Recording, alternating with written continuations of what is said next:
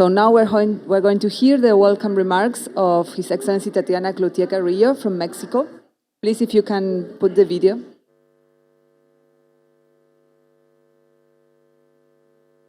Hello, everyone. Thank you very much for the invitation to participate in this important event. But first of all, I would like to thank the United Arab Emirates Vice President, Prime Minister, and ruler of Dubai for having us in this event. And I also would like to thank the Economic Commission for Latin America and the Caribbean for not only organizing this event, but also for moderating this panel. We are facing all the challenge to speed up global economic recovery and to generate new opportunities that result in a more inclusive societies. There are very challenging times that we are living now where uncertainty seems to be the name of the game. This meeting represents a great moment to rethink and explore ways to deepen our international collaboration. We should be working hand by hand to face current challenges where multilateral cooperation seems to be essential to build a better future for all the world. I want to elaborate on this and to reason why it is important or why you have to be investing in Mexico. Let me start by saying that Mexico is an open economy with very solid macroeconomic fundamentals. We have a young population and integrated into the global economy. We enjoy a strategic location right next to the U.S. market, and we have abundant natural resources. We have a one-stop shop for investors to come to Mexico, and in the year 2021, we launched the site investinmexico.com for all investors wanting to explore Mexico. I invite you to visit this site, which I am sure you will find it helpful. We currently have a network of 14 free trade agreements with 50 countries and 30 bilateral investment treaties with 31 countries, providing preferential access to Mexican exports and offering certainty to the investors. Today, Mexico is Latin America's largest exporter and the 11th worldwide, according to data from WATU 2020. In the year 2020, also, Mexican export almost doubled those from Brazil. Our country has become a manufacturing hub. In fact, manufacturers account 90% of our exports. Since trade and investment are growth engines for the Mexican economy, we seek to increase our trade flows with traditional and non-traditional markets. Mexico is a top foreign investment destination. In the year 2020, Mexico ranked among the 10 top investment destinations.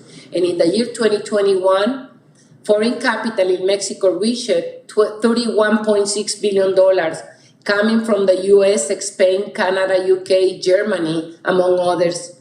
The influx of foreign direct investments have allowed Mexico to strengthen its value chains, especially in the automobile industry and advanced manufacturing, where productive processes are integrated with the US and Canada. I would also like to share with you the opportunities that the USMCA has offered for those investing in the Mexican economy.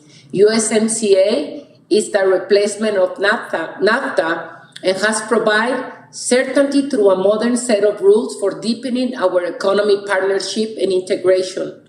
Mexico's industry have become integrated with US and Canada as we trade and produce together for our regional market and to the world. USMCA is one of the strongest tools our country has for economic recovery and to strengthen our capacities to overcome future crises while remaining competitive in the global economy. Mexico today, it is the second largest trading partner to the US, where we are the second largest export market only after Canada and the second source of imports to the US after China. Mexico today accounts for more than 40% of US total trade with the world as a result of our deep economic integration.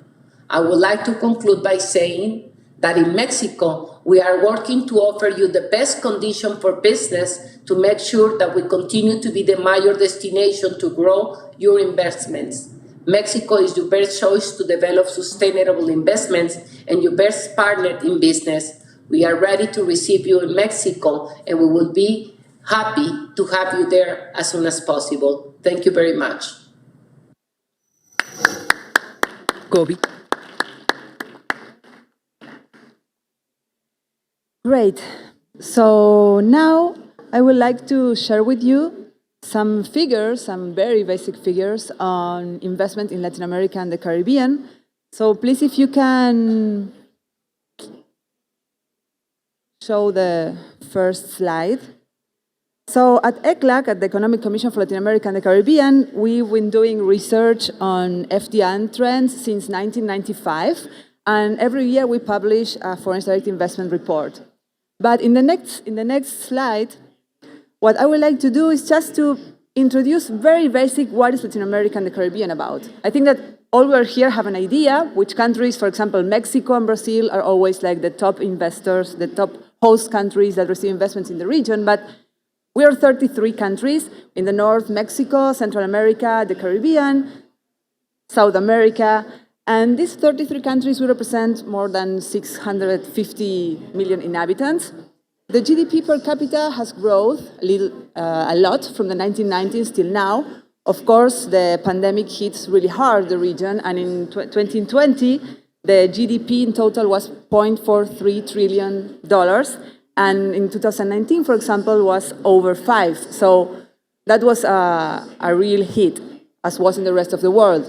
But in 2021, we already had a recovery of 6.2%. So the region is growing, not very fast, because recovery into 2022 is going to be around 2-3% on average, and then it depends on each country. But the thing is that also within the region, there's a lot of heterogeneity, and there is these differences also create different opportunities to invest. So in the next slide, what we have here is just the large numbers in terms of FDI inflows in the region in 2019 and 2020. As you see, there was a big drop. So it went down by 35%, but we expect that it's going to be up in 2021 when we publish the report mid-August or something. So the idea here is that, of course, the region represents 6% of FDI inward stock by 2020. Brazil and Mexico are always among the top investors.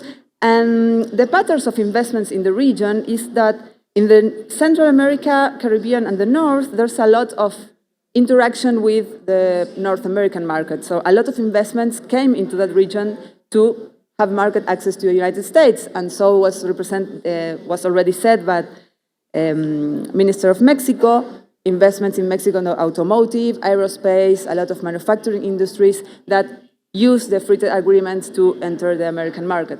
But also that happens in Central America a lot. And we also have in Central America, Panama, it's a famous hub, logistic hub. And then going to the south, in South America, of course, there's natural resources that are all over the region, oil, gas, metals, also agriculture.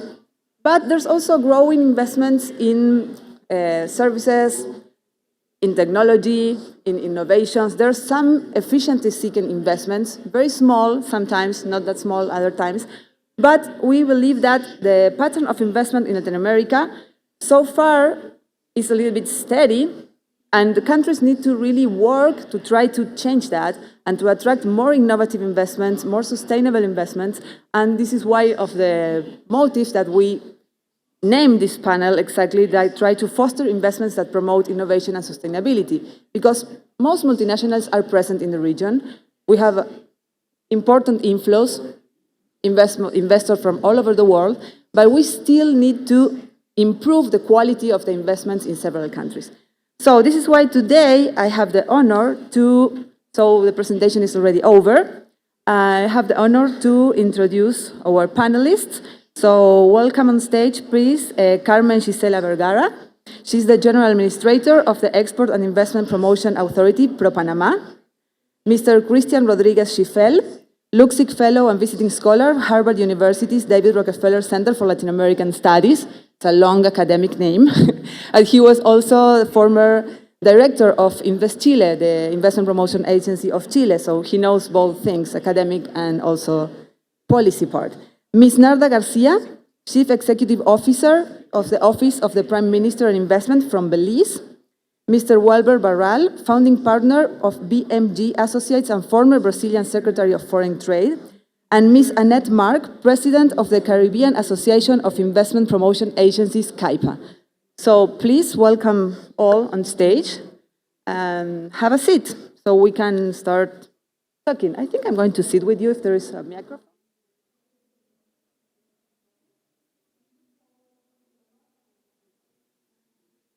Hello? Yeah, this works. So it's feel better that we are all on the same row. So welcome, it's great to have you here. So I'm very proud that this panel is really gender balanced.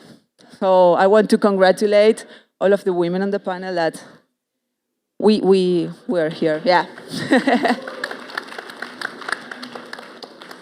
Thank you. So I have a first question that is general for all panelists. Of course, all of you are going to give your own personal perspective on that question, because we know that the world, I mean, it was mentioned in the video, the world is defined by uncertainty now. It has always been, in fact. No, I mean, the world future is always uncertain, and investments are totally related of what is going to happen in the future. But we had the pandemic, now we have the war in Europe.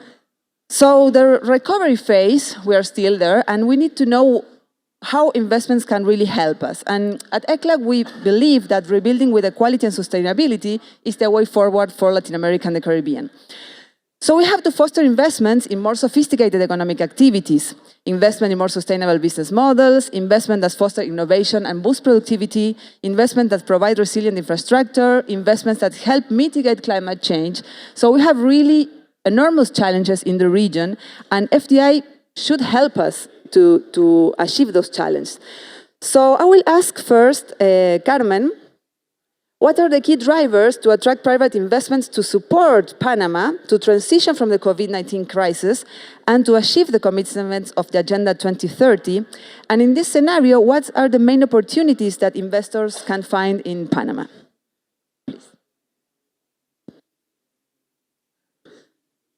Thank you, Maria Cecilia, and good morning to everyone who's here with us today, and good morning to our esteemed colleagues in the panel. Well, Panama during the pandemic had to reinvent the investment promotion strategy, and I'm sure we're going to hear from everybody in the panel that they had to do exactly the same because the world conditions changed completely. So the strategy we had in 2019 was no longer applicable to the world post-pandemic. So the first thing we did was examine all of the sectors in the world economy that were growing or that were positioned to grow better after the pandemic, and then we compared those sectors with the Panama offer.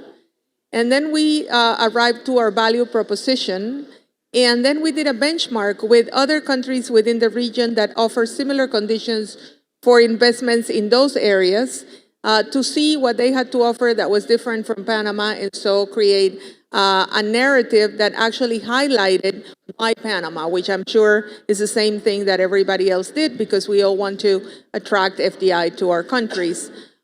So for Panama, the investment promotion strategy calls for Panama to become the hub for sustainable investments for Latin America and the Caribbean. And we made this decision because we firmly believe that you can do good and still do well.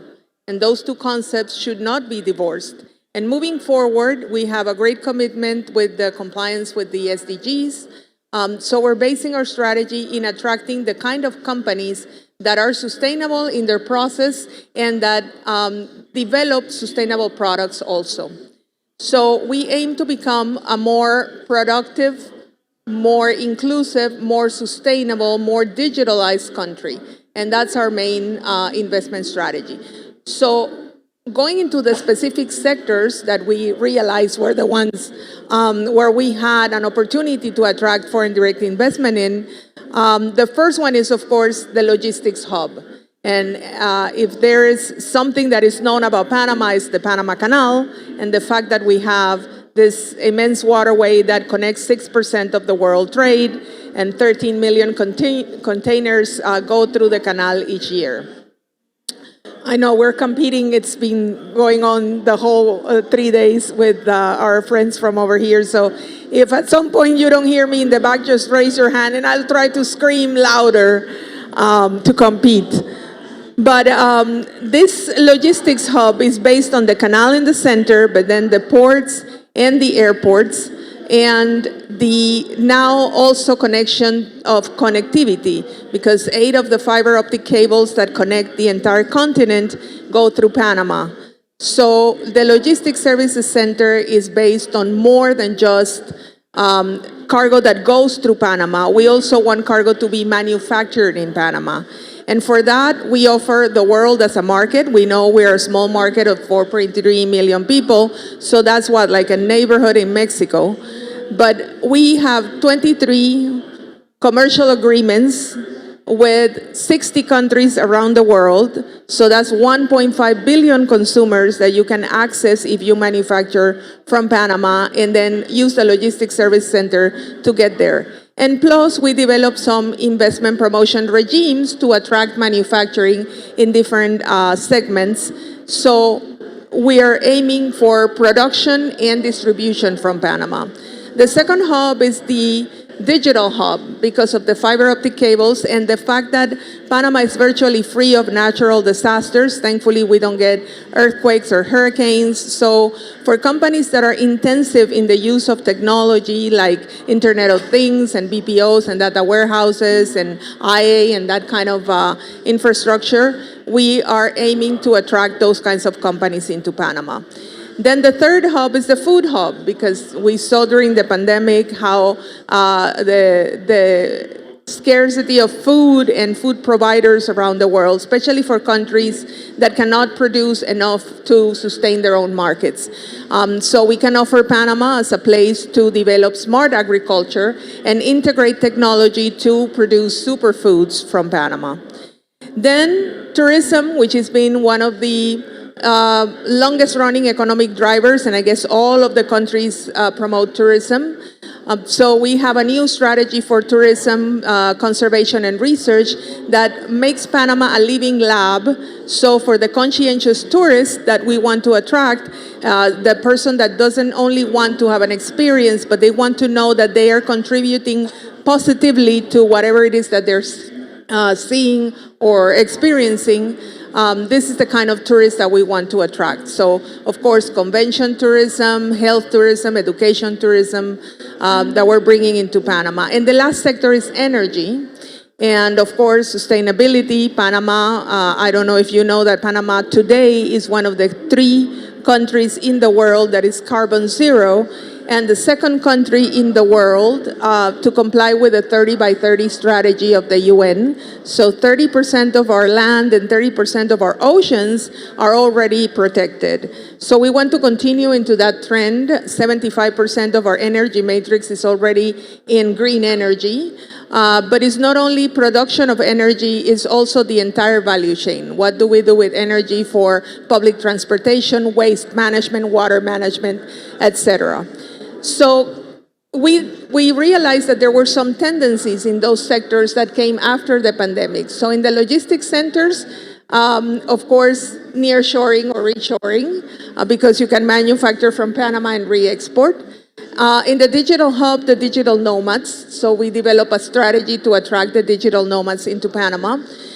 In the food hub, we developed a new agro-parks law. So we have 20,000 hectares of agro-parks that we want to develop in Panama with special conditions. And in energy, the energy transition strategy that we have developed. So we feel confident that even though we're a small country, the numbers don't lie. Last year, we grew 15.3% of our GDP. ECLAC predicted 12%, and we ended up growing 15% of our GDP. And this year, we're projected to grow over 7% of our GDP, so we'll see how we do if we can get up to 10. But we have had the trust of investors in Panama.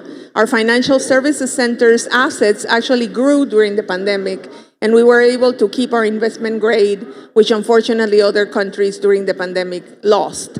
So there is a trust of investors and an appetite for investment in Panama, and we feel that as part of the Central American region, we can all work together to bring investments into that region of the world. Thank you, Carmen. That was really interesting, and it's really nice to see how the investment promotion agency is having this strategy so well designed and with so many opportunities.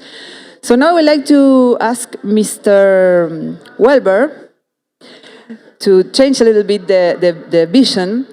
So the same question, and what are the drivers to attract private investments to help countries to achieve the commitments of the Agenda 2030, but from the perspective of the companies that invest? Because you have this consultants agency, so I believe it will be really interesting to have the point of view of the other, of the investor, of the companies. How the companies see this kind of trends, and what are the incentives that countries should create?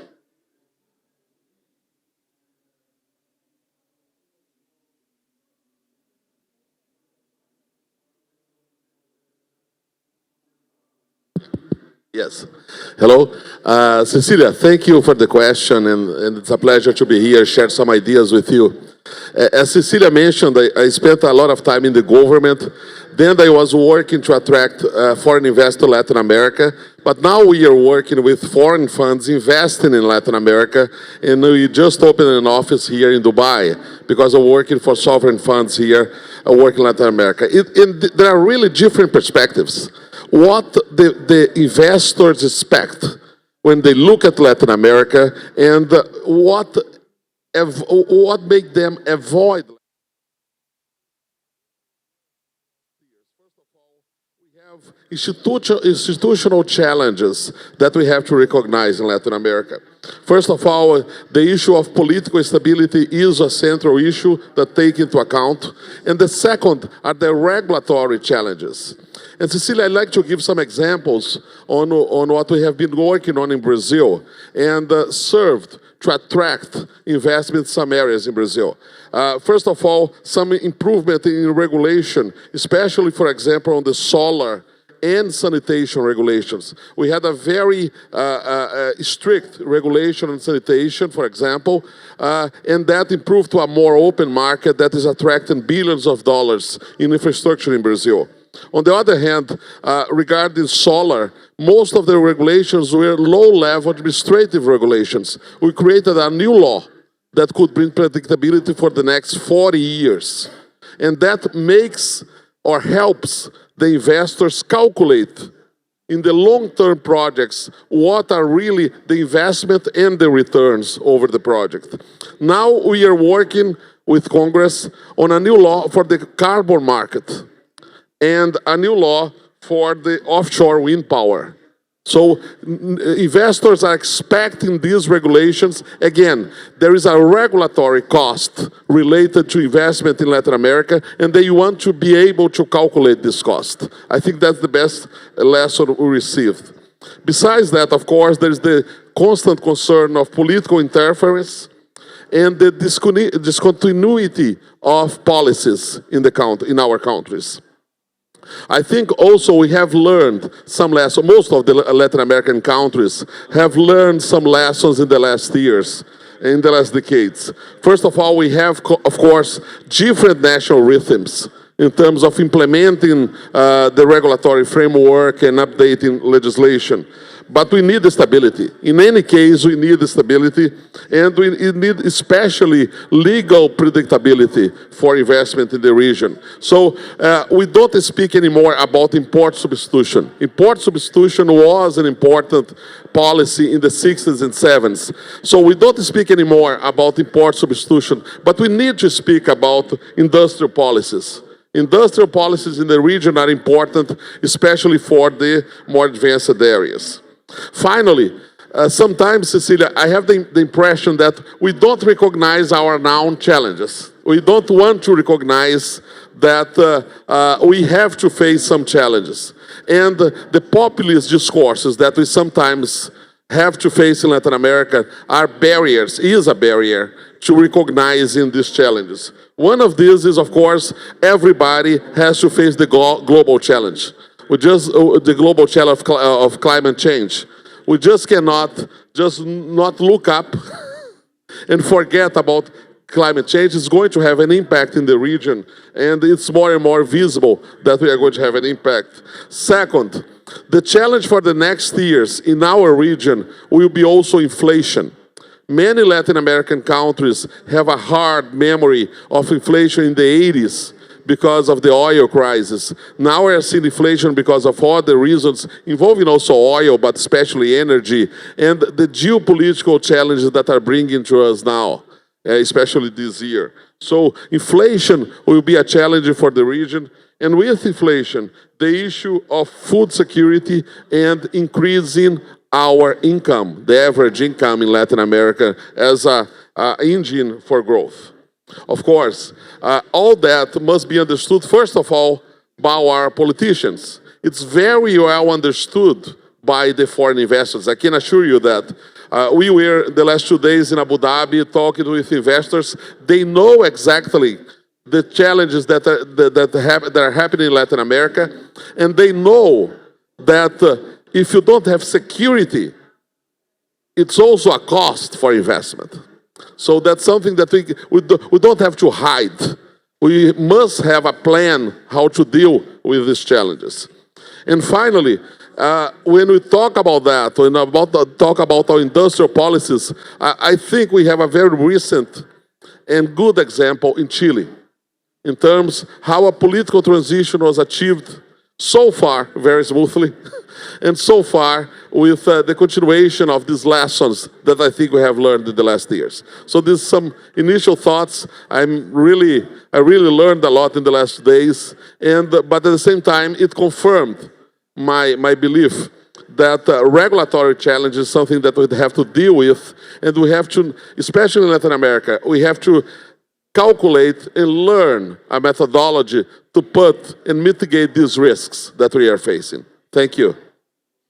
Thank you. Very, very interesting points, and of course a different perspective than the one from the government, but I agree with you with several points, the industrial policies, and we need to be aware of the challenges we'll face. And adding to that, so try to attract more sustainable investments. So I would like to invite now Ms. Annette Mark to tell us how do you see from the Caribbean investment promotion agencies this challenge to which incentives we can promote to attract investments to the region, and what are the main opportunities that investors can find in the Caribbean? Thank you very much for that question and for inviting me to be part of this panel. Just to put things into perspective, I represent the Caribbean Association of Investment Promotion Agencies. This is an umbrella association that covers CARIFORUM investment promotion agencies throughout the Caribbean. We represent 23 IPAs, and as far north as the Bahamas, as far south as Suriname and Guyana, to the west Belize, and to the east Barbados. CAIPA focuses attention on a number of SDGs. Goal 8, which speaks mainly to decent work and economic growth, and Goal 17, which focuses on building partnerships to achieve these goals. When we are assessing our projects and we are speaking to our investors, we keep these goals in mind. Transitioning, though, from COVID, which, can't be the same old after COVID. We are looking at certain key drivers to attract investments to the Caribbean. And one of the things is the regional demand. We are small islands with small economies. But when you look at our makeup, we are almost 30 million people. So there's a huge market there. Our import, unfortunately, into the Caribbean is 80%. And we do expect that post-COVID, we will be back to pre-COVID figures when it comes to the tourism product that we offer in the Caribbean. Pre-COVID, we had 32 million visitors to the Caribbean, and we do expect to exceed that, as I said, post-COVID.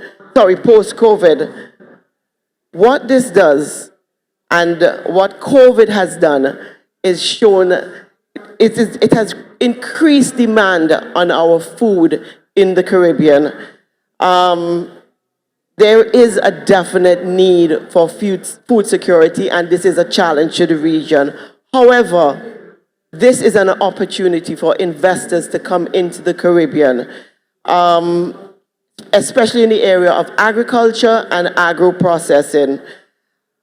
We at Kuiper, we are promoting the AgTech, so really and truly, when we look at agriculture in the Caribbean, it has mainly been traditional agriculture. We cannot, if we want to sustain our tourism product, feed our people, bring down the import bill, increase exports, we must introduce technology into our agriculture. We have the land, we have the people, we have the perfect weather, and we now need the investors to come in and take advantage of what we have to offer. The Caribbean has a great talent pool. We have a lot of young people. We do boast an 95% literacy rate in the Caribbean, and most persons, a great sector of the population is educated to tertiary education. Unfortunately for us, our unemployment rate in the Caribbean pre-COVID was 25%. However, this poses an opportunity for investors coming into the region that are looking for young, bright, innovative people to be part of that is part of our workforce that they can employ. In addition, because we're made up of so many islands, and of course, second language there are a lot of islands that, besides speaking English, they actually do second languages. So we have a multilingual workforce of French, Spanish, Dutch, Mandarin, even Russian. So we offer that to the investors. Also, position is key. As I said before, we are from the north, right there on the doorsteps of North America. So international companies that want to come into the Caribbean can set up shop in one of our islands and benefit from a number of partnerships that we have with the United States of America. And we have the Caribbean Basin Initiative that certain member states that have signed on with. And also there are additional partnerships, particularly like with the Dominican Republic, which is the DR CAFTA, the Hope and the Help Act. So, like I said, perfect positioning is perfect for international companies.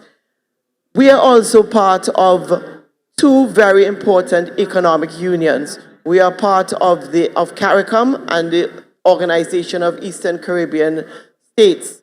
These two economic unions allow for free movement of persons in CARICOM, for instance, free movement of persons in certain categories, and of course, there are a number of benefits for setting up shop in one CARICOM island and being able to trade across borders. The Organization of Eastern Caribbean States, which are member states that are part of CARICOM also, allows for even more movement, or I should say has less restrictions, or literally no restrictions of movement of persons, of labor, of goods, across borders. And finally, now these are just some of the benefits of coming to the Caribbean to invest. We also boast stable governments, established laws, and of course our laws include protection for investors coming into the Caribbean. Thank you. Thank you very much, Annette. And you mentioned one of the most important things that was also yesterday is to have talent. No, I think all countries in the region are really interested in investing in their people and so as a way to attract more sustainable investments. So now I would like to give the word to Narda. So you can tell us, how do you see these key drivers to attract investments in Belize, and which are the opportunities that you see to invest in the country? Well, thank you very much for the opportunity to present our perspective from Belize. Yes, we are a part of the Caribbean islands and economic activities, but we're also part and parcel of Central America.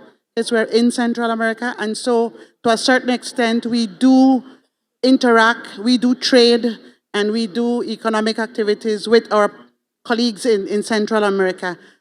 Because of the geographic location and the logistic facilitation, it is more and increasingly we are seeing more trade going to Mexico and Central America, especially in this era where we see shipping costs in some cases has increased tenfold. So exporting to the Caribbean is much more costlier than exporting to the south of Mexico, for example, and our colleagues in Guatemala, Salvador, and these. So that's a particular issue we have in Belize, that we are part Caribbean, part Central American.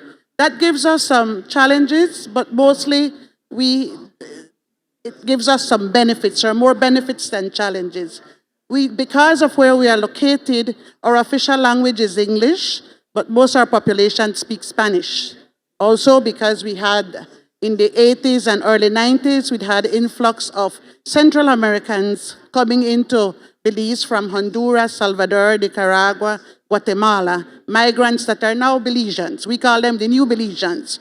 And so they have their own language, their own culture. But then again, Belize is a melting pot of cultures and ethnic groups, and we all live good together. We don't have a problem. So that's one thing.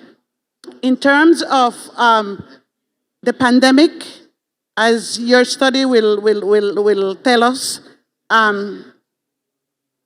it hit us very hard because tourism is our economic activity or a sector that holds 39–40% of our GDP.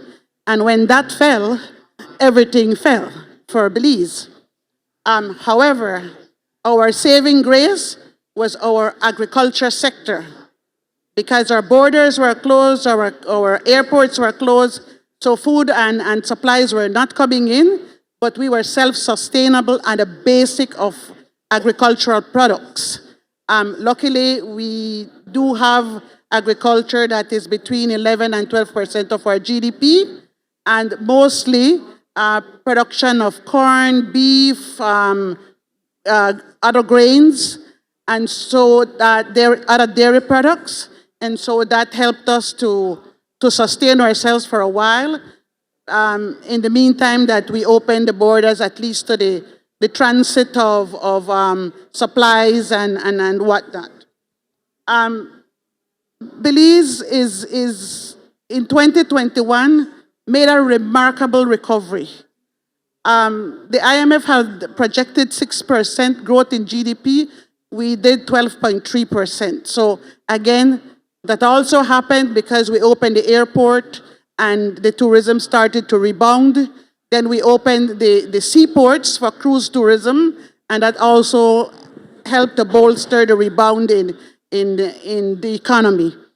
I believe that Belize, again, had something in 2020 that was holding us back from the rebound, was holding us back from growth, which was a debt to GDP of 135%. And so the government at that time took the opportunity to leverage our ecosystem, our biodiversity, to do the swap with debt for nature. And so we went with the TNC and Credit Suisse that bought the first big blue bonds in the world for $385 million. And that brought down our debt to 105% of GDP, giving us a bit more fiscal space for government to invest. So those are the challenges that we have definitely encountered, but we have tried to use our diversity in the ecosystem, in the biodiversity, to leverage that to come. We do it in tourism, and now we are doing economically to see how we can get foreign direct investment to who are now more conscious of sustainable development, who are more conscious of climate change, who are more conscious of the ESGs, what we call, the ecosystems, the social aspect, and the governance aspect. So that's what we are doing from the investment perspective. Belize, I believe, is in a unique position to be able to leverage climate change, being part of SIDS, of the Small Island Development States that are promoting the whole issue of we are being affected by climate change the most, and we need help from others. We need our investments to be definitely protecting the environment. Belize presently has 61% of its forests in reserve. We are going towards 30% of ocean in reserves.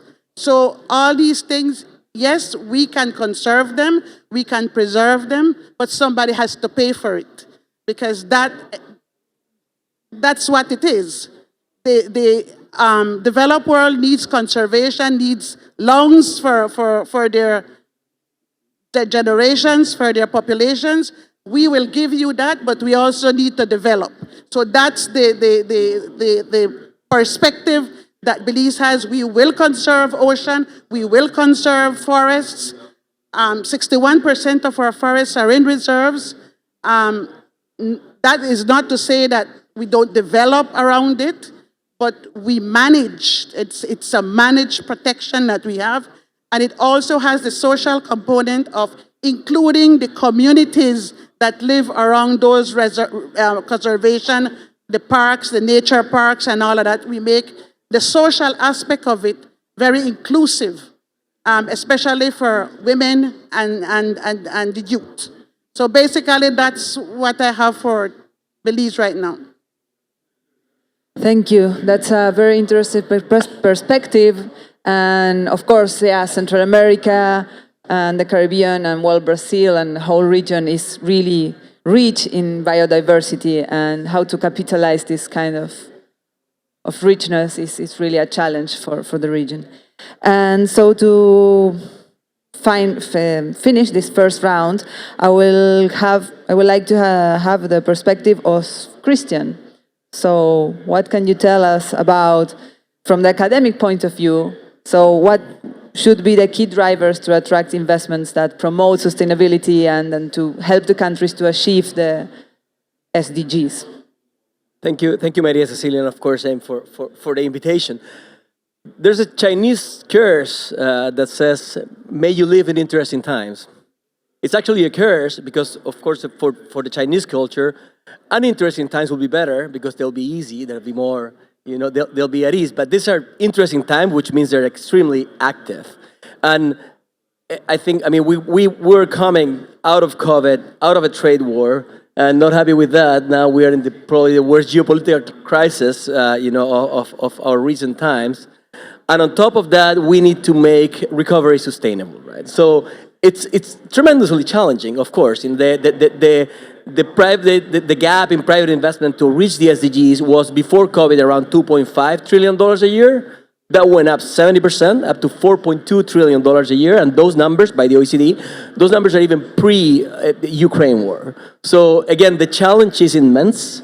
But I think we're all trying to make the case here that in order to make the recovery sustainable, I'm just using the word 2 times, it needs to be driven towards sustainable investment, sustainability, ESG, etc. Right? So I will argue, of course, ESG standards are no longer a nice to have, and I think that's really what needs to be ingrained in most of you investment promotion agencies that are seeking to attract investment. They're a must for 21st century multinational enterprises, and more also they're becoming public standards. So ESG-related investments doubled in 2020. They reached $4 billion in 2022, led by decarbonization efforts. 1/3 of new global investment on renewables were FDI. 90% of FDI energy went to renewables. 90%. 9 out of $10 of FDI that went to energy went to renewable energy. So again, no longer a nice to have, but at the center of the business, right? The public standards are raising. You may have heard the European Union last year presented a taxonomy on sustainable investment, basically trying to define what is sustainable investment, what not. Just in February, the EU presented a mechanism of corporate due diligence to identify adverse impacts on supply chains to the environment and to human rights. So this is going to be something that companies now realize that they're going to have to abide with, and this not only affects, of course, the company, but its own value chain. So the company will really care if you are a third country in which your goods are being produced, if actually you have an environmental issue or a human rights issue, because their markets can be closed in the European Union. Of course, the SEC now in March, the Securities and Exchange Commission in the United States, released about 500 pages of technical guidance regarding the disclosure of board oversight about climate change. So these standards are now real. They are really changing by the month, literally. And of course, they are guided and they are pushed privately. Because, again, you have been hearing from companies all along that ESG is now at the center of their value proposition. Net zero is now a global standard. Larry Fink, CEO of BlackRock, $10 trillion in assets under management. And again, to just put that in a framework, the Chilean economy is around 300 billion. This is 10 trillion, so just do the numbers. Just this is what BlackRock manages. Said in the race to net zero, lead or be led. Companies ask themselves if they will be change takers or change makers. Right? The net zero challenge, that ship has sailed. It's no longer if you can be met or not meet that standard. It's how quickly you're going to do it, and are you going to be a change taker or are you going to be a change maker? And definitely leading companies are trying to be change makers and are expecting from you, the countries, to also be those change makers. Even 2 days ago here at the conference, there was an official from BlackRock that said a phrase that I really like. They said, people say, climate risk management is expensive. But sure, but it's only expensive if you benchmark it against no climate change. But it's not expensive at all if you benchmark it against the alternative, which is climate is going to change, and if we don't do anything about it, it's of course going to affect us more. So she said, of course we care about climate, but we principally care because we're an asset manager, and it's our fiduciary duty to our investors to provide them with the best value for their investment, and best value is to really be mindful about ESG standards. So I mean another data on that, the Business Roundtable, which if you know it rounds about the 200 top American companies, so we're talking Apple, JP Morgan, etc., like the who's who in the US, said in 2019, you can't take care of your shareholders unless you have taken care of your customers, employees, and communities as well. So again, the whole premise in which the US economy has been built for 200 years, shareholder primacy is changing. And that's coming from business in the US. It's no longer only about making a profit in your company, it's really caring about all your stakeholders. So I just cannot emphasize enough how important and how big this is in terms of how you countries should be promoting sustainable investment and should meeting those standards that the companies are absolutely going to need. Goldman Sachs will not take, we talk a lot about ESG, but the governance part is not, so discussive. Goldman Sachs will not serve as an underwriting, right? So I think, again, standards are key. And just to wrap up, a little bit of why. Why is this change happening? Why? And trying to provide a little bit of explanation. I think there are some things which are very obvious, but you don't think about it all the time. For example, the transfers of wealth to younger generations. The people that are on the boards of the companies worldwide now are people that have been born caring about the environment, that have been raised caring about different standards, gender, etc. These people are, getting older, and they're more and more taking the control of these companies from the people that were from a different generation where these standards didn't exist. This is only going to be up on the rise. So you don't have to sell a guy who was born in the late 70s or 80s that the environment is important. He will sell it to you. And he is, more and more becoming the CEO, right? Social media, not even talk about it. I mean, one of them, what they push, the other one, do you really want to be the company that's being ashamed on Facebook because how you treat your workers? And I say the company because that company is going to demand from you, country, to raise those standards. They're not going to risk, of course, to go to a country where, where they can take those risks. We talked already about the ESG regulation increasingly adopted. A lot of studies saying that sustainable companies, when they're being sold, they are sold about a 50% premium. So it makes, again, a lot of economic sense.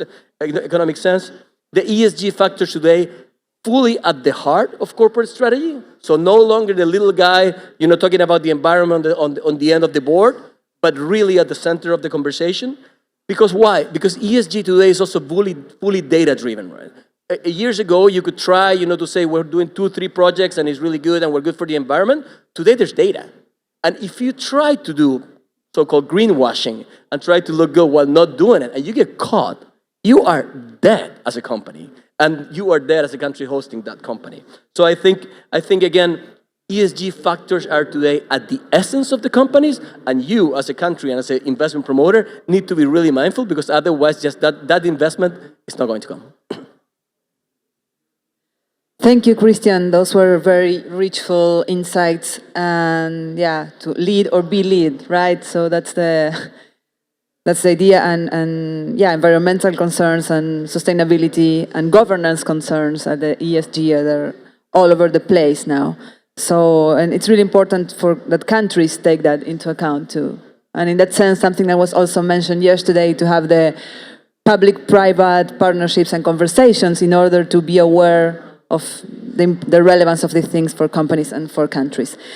And also you mentioned the importance of renewable energies in the new investments in energy. And in that sense, Latin America and the Caribbean has been a really nice destination for investments in renewable energies. In the last decade, between 2010 and 2020, 70% of the amount of announced projects in renewable energies were in Latin America and the Caribbean. Leading countries are Chile, Brazil, also because of the size, but also several smaller countries have a lot of renewable energy projects. And in this sense, I would like to ask Carmen, how do you see the trends of the investments in renewable energies in Panama? Because we always think of Panama about a logistic hub, but as you mentioned earlier, there is also an energy hub and an idea of having a new strategy for investments in renewable energies. So would you share with the audience some of these insights, please?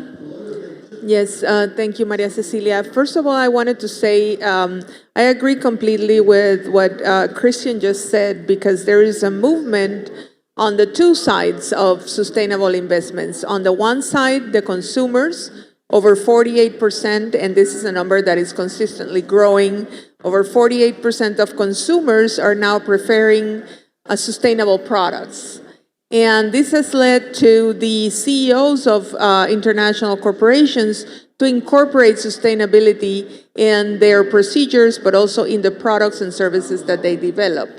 So this is a trend that we see in Panama as a growing trend, because when asked, how do you want to recover? And we all want to recover better, of course, but we could go back to the status quo of what we were doing before the pandemic, or we could do something completely different and disruptive and go towards sustainability. And this is the first time, I think, that climate change has been looked at not only as a social imperative, but also as good business sense, because there's so much opportunity to grow projects that are sustainable and that will help the environment, and as I said, do well while doing good.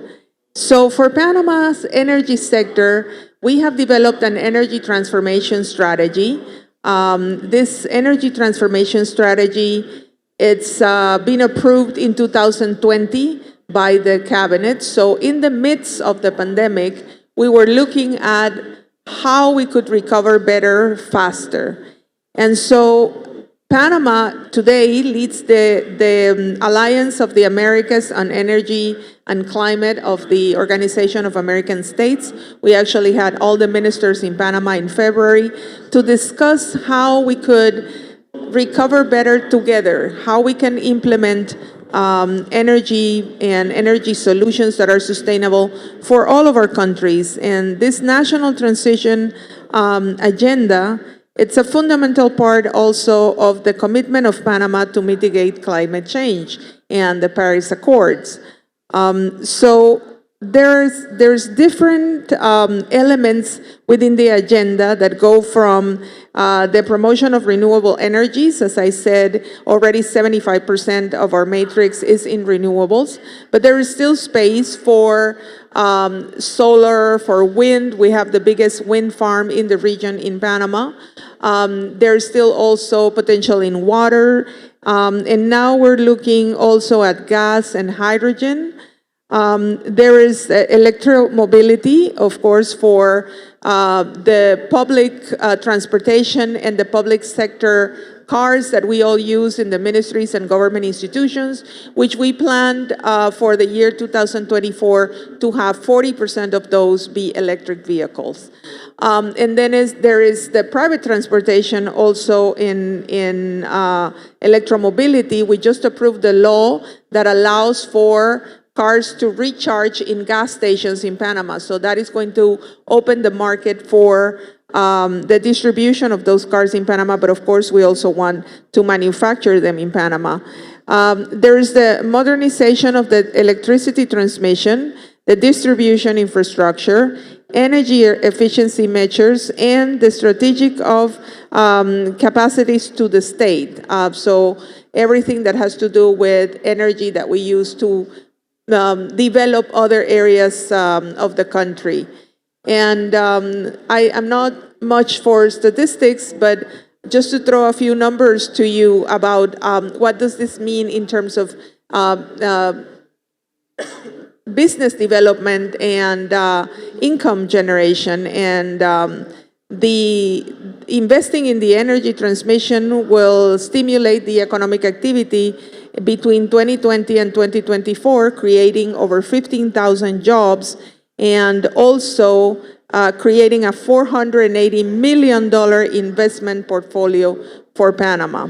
And so we think that by the year 2050, the profits from this transformation strategy will be over $44.5 billion in investments to the country, with public and private mix there.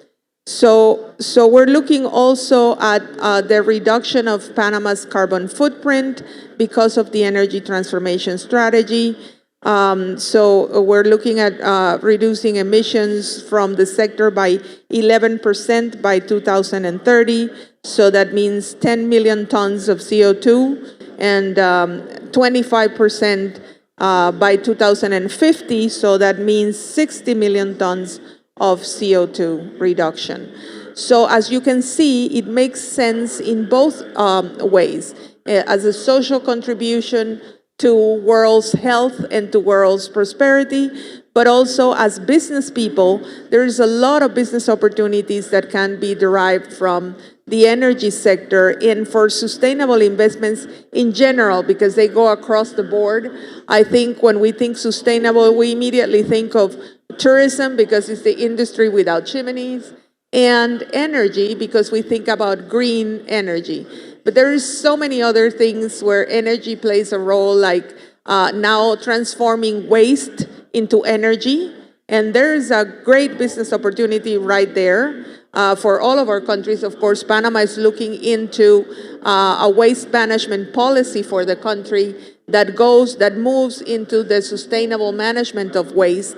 There is water management that is also linked to to energy production, and water is going to be one of the most scarce resources in the future, specifically because of climate change. And we're seeing it today, where we have communities that don't have running water in the 21st century, that have to walk for miles, usually women, to bring the water to the household. And so think of how much better their quality of life could be if they had access to that resource, and to managing that resource to produce an income and to produce, companies and jobs and generating progress from this asset. So the energy transition strategy in Panama, it's in our webpage. And I just want to say that for all of you who have not visited Panama, in our webpage there is a tool called the Panama Explorer, and it's in English. And so you can see the entire country, all of the sectors, all of the business opportunities, all of the companies. You can even go and see in real time apartments and office buildings. So you can see the entire office through the Panama Explorer. So I invite you all to visit Panama, because we are truly the place to be for investments. Thank you, Carmen. Thank you very much. And yeah, also another topic mentioned yesterday, like this virtual idea of these web pages where you can also promote countries. And so you mentioned that tourism is like an obvious industry when we think about sustainability, but it's not always the case. There's a lot of investments in tourism that are also not sustainable. But I would like to ask Narda about this tourism, sustainable tourism, because you mentioned also that tourism in Belize is really important. And how do you see the impact and potential for investment in sustainable tourism in Belize?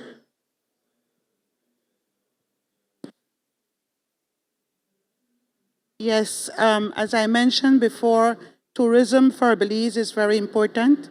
It's, again, 40% of our GDP, 39 to 40%. It's 40% of our employment. 1 out of every 4 people employed are employed directly or indirectly by the tourism industry. It's 42% of our exports. So you can get a good picture of the importance of tourism for Belize. Luckily, as I said, the tourism product is diverse. We have cultural tourism, ecotourism, cultural in the sense of we are part of the Mayan world. So we have Mayan temples and Mayan areas that we have. We have several ethnic groups that represent the Mayan culture and the Mayan people. So that's a part of it.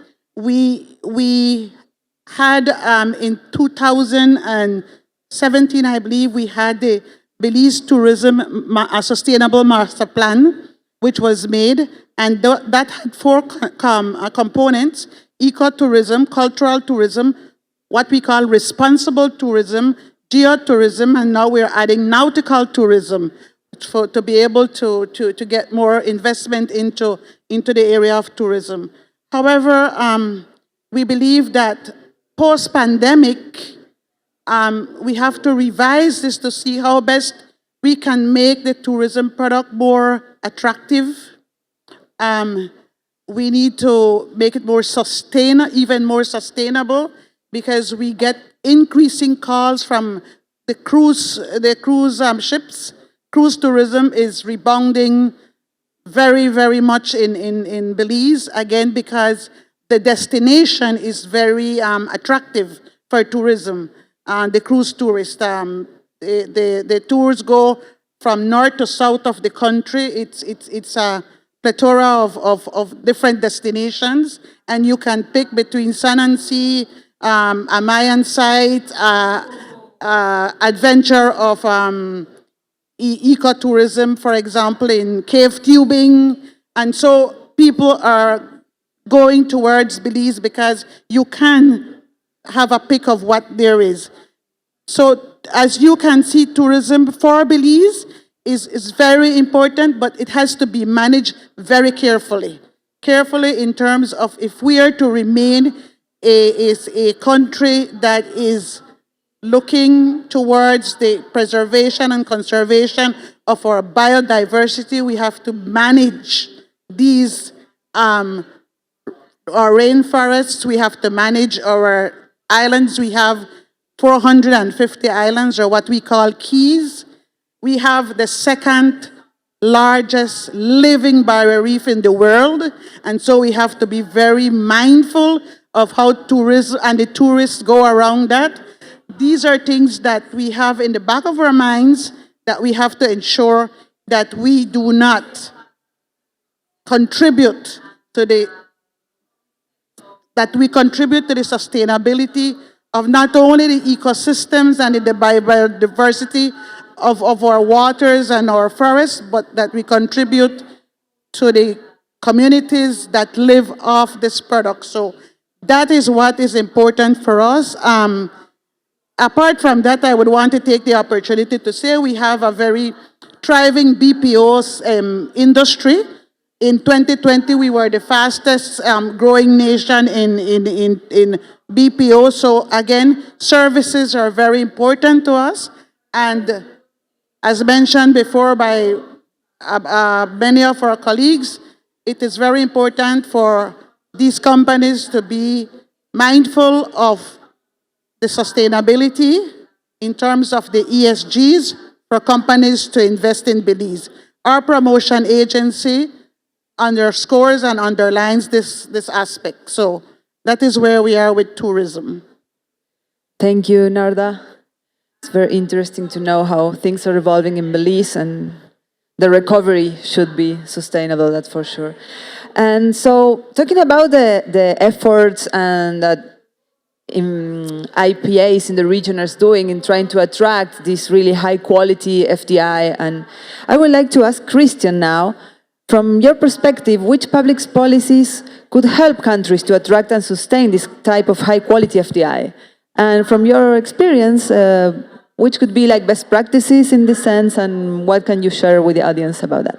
Okay, so maybe I'll come here a little bit as an academic, but also as a former head of an IPA. So I think the first question here is, you're talking about quality FDI. What is quality FDI? And the answer, there is no particular answer, because quality FDI is whatever is quality FDI and sustainable, not sustainable, quality FDI for your country, right? So you really have to first understand what do you want to bring in and what works for your country. So take, okay, I have lithium, so perfect, maybe quality FDI then is Tesla. Can you do it? Not so fast, right? Because one thing is, of course, have the raw material, and another thing is have the developed manufacturing. And I think, again, going to your question of what are the policies, I think the policies are internal. FDI promotion is way too focused on the roadshow, on really kind of trying to set out the niceties and promoting the country. And it's really much, much more about getting your policies and getting your enabling environment in order to set up the FDI. Because guess what? Companies also do research and look where to invest, and they're not just going to wherever they get offers, but they also look where is it more convenient. And you're not going to change that by just promoting. You're going to change that by pushing your enabling environment within the country, right? So if you take the region, if you take Latin America, for example, people are astonished that it's really the pandemic is probably the one that hit the worst to hit Latin America. But here's just some numbers. Intra-regional trade in Latin America remains below 15%. In Europe, it's about 60%. In East Asia, it's about 40%. Foreign value added, so basically GVCs, participation in GVCs, in Latin America is like 18%. In Europe, it's around 43%. In East Asia, it's about 33%. So, you have to improve that first in your country. You have to be able to have a welcoming environment first, then to be able to attract quality FDI. And if you start seeing the problems, trade restrictive policies in Latin America, a lot super high costs in terms of logistics. So for the region, about between 16 and 26% cost of logistics, while in the OECD countries you get about 9%. And of course, companies to face very high information costs, and I think there's a huge role here for investment promotion agencies, and not to say, of course, the access to finance. So I would think the message is really you need to focus on is it sustainability or else, but you need to focus on how do you leverage your internal enabling environment before you actually go out and promote it. And maybe let me just finish up with an example then from Chile. Chile set out policies, of course, to attract, because it has competitive advantage, renewable energy, then a very big push towards having submarine cables, fiber optic cables that will really connect them with the world. The result today is Chile, I think, without a doubt, the country that's attracting the most amounts of data centers in Latin America, because these people care about connectivity, and these people care about connecting green. And once you have a data center, developed data center industry in your country, then of course, that has another number of spillovers and on. So I think this is the way you have to do it. Not really, and the way that was done was really getting the internal politics right, drivers, getting the finance from the ministries. Guess what? How expensive is an Asia, Latin America submarine cable is. And you get that right, and then investment will come. But you really need to focus internally. Yes, I agree with that. And integration in Latin America and the Caribbean is still a challenge because, we're a highly heterogeneous region and transport costs sometimes are too high. But within the region, there is one sub-region that is the Caribbean, that is one of the mostly integrated regions. And so taking what Christian mentioned about, quality FDI, what is quality FDI? I would like to ask you, Annette, so for the Caribbean and for the investment promotions agencies in the Caribbean, what is high quality FDI for you, and what are the policies that at CAIPA you are thinking to try to attract this high quality FDI for the region? Thank you for that question.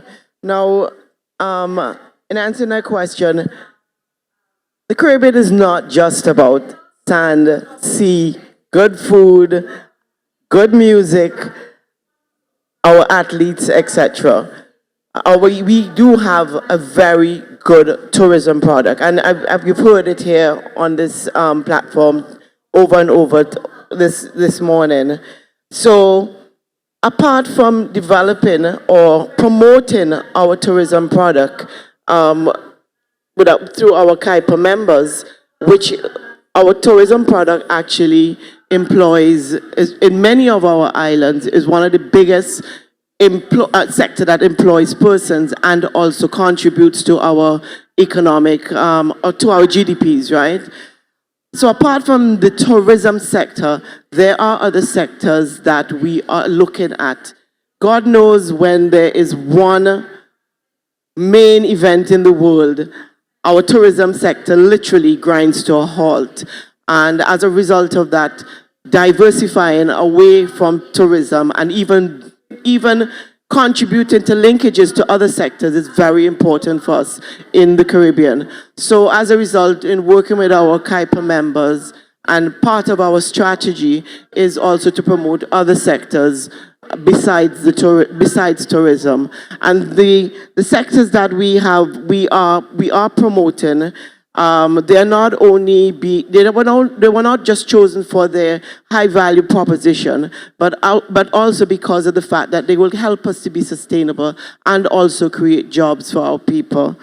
And you heard me speak about AgTech earlier on, that is agriculture, introducing technology into agriculture. So we are looking for investors who will help us in who will support us in gaining food security within the region.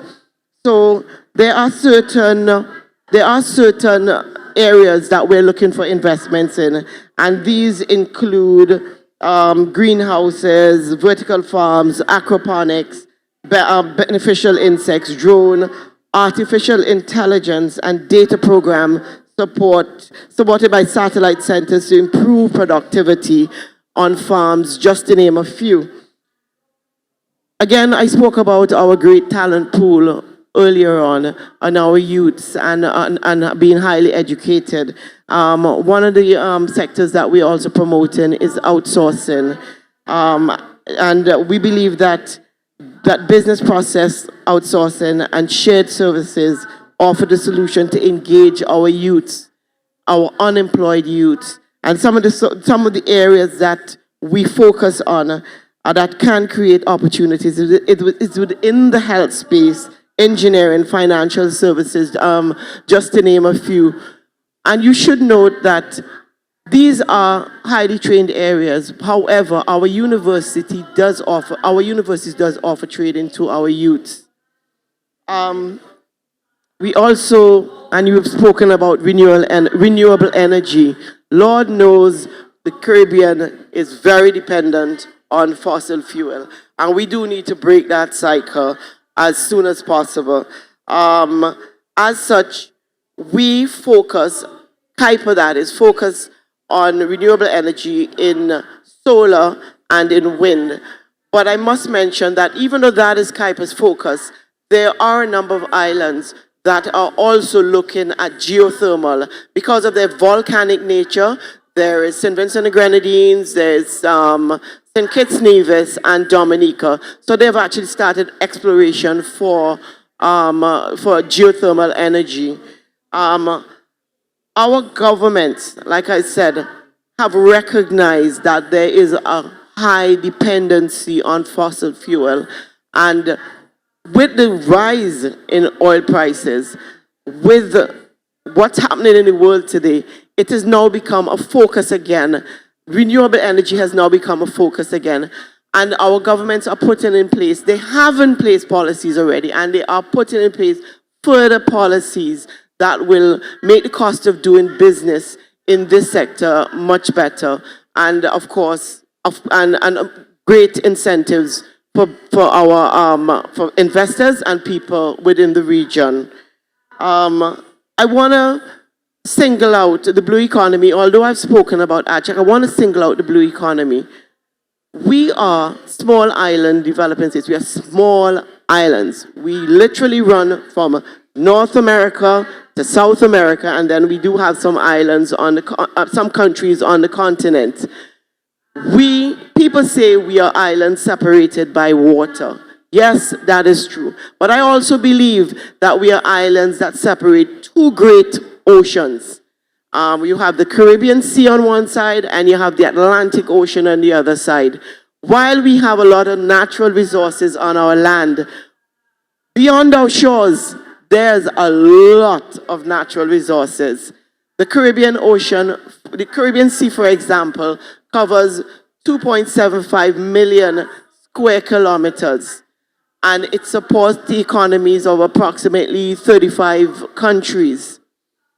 When you look at an island like St. Vincent and the Grenadines, we are 150 square miles. We are actually 32 islands and keys and only 150 square miles. That is 5% of our territory. This means that there is literally 95% of our territory being water. So I can't even find the words to express of the opportunities that are available in respect to our blue economy.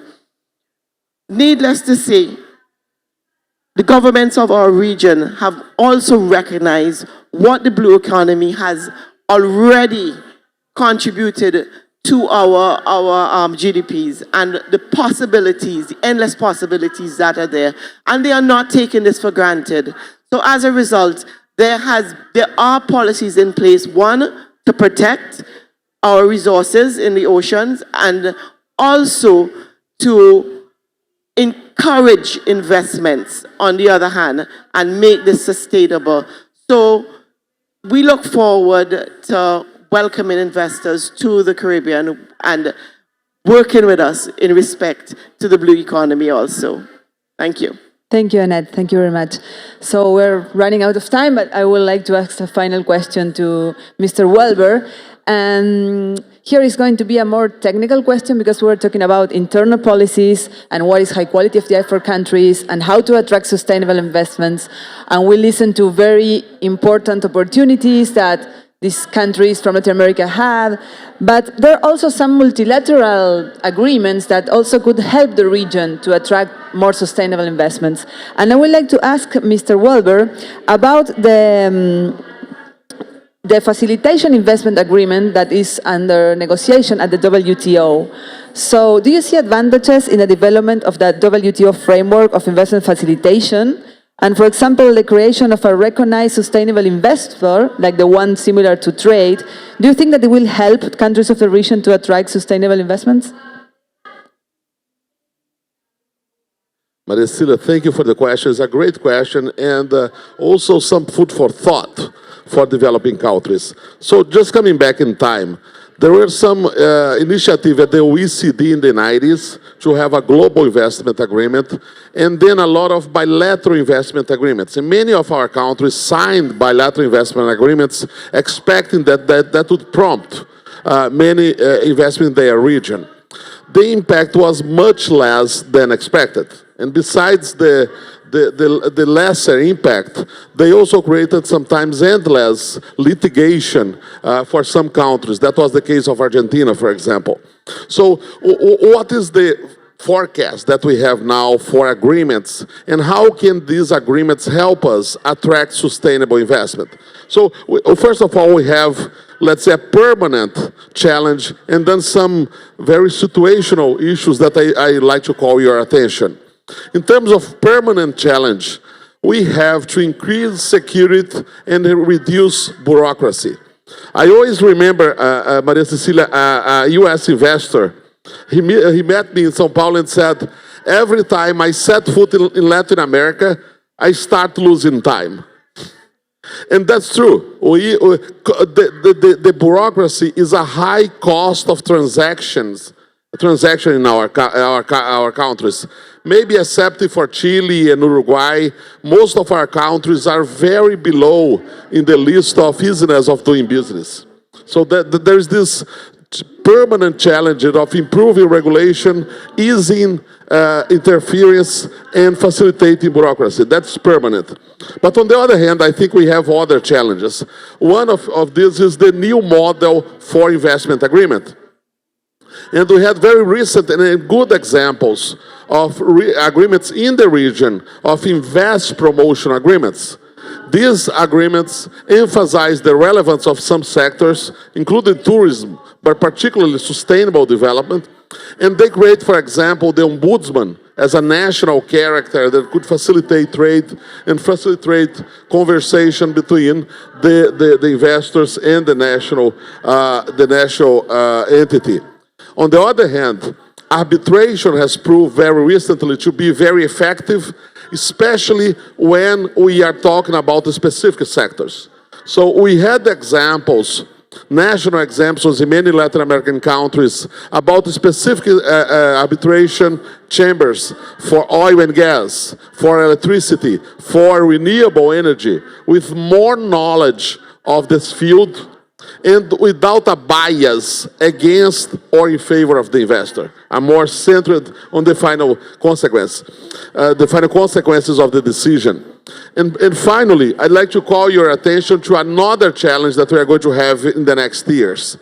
Because of inflation and because of the interest rates, the raise in interest rates, we have a challenge for trade finance and project finance in Latin America.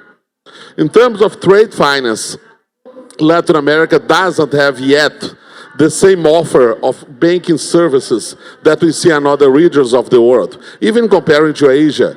And this tends to be reduced. So trade finance is a challenge, and especially project finance when we think about long-term projects. So we have to think again about regional agreements, for example, on the use of local currency, like the one that exists now between Brazil and Argentina on bilateral trade.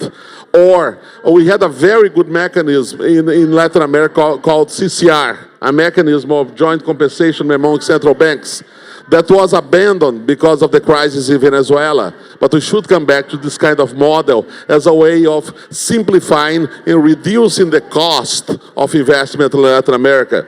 And also, if you have time, I call your attention for a very interesting initiative from the World Bank. The World Bank is trying to create a cryptocurrency for green bonds. We all know the potential that Latin America can bring to green bonds and carbon market, the carbon credits in the future. So having the support of the World Bank and later of the Inter-American Development Bank could be a mechanism to create these new funds and new methodology to create funds like carbon credits. So these are new novelties that I'd like to emphasize and I think could increase all the topic of facilitation in Latin America. Thank you. Thank you very much. I think that was very, very nice ideas to close this panel. So I think that we're okay. So we are out of time now, and I would like to really thank all of you for being here, for the insights you provided, and let's give a round of applause for all the panelists, please. Thank you.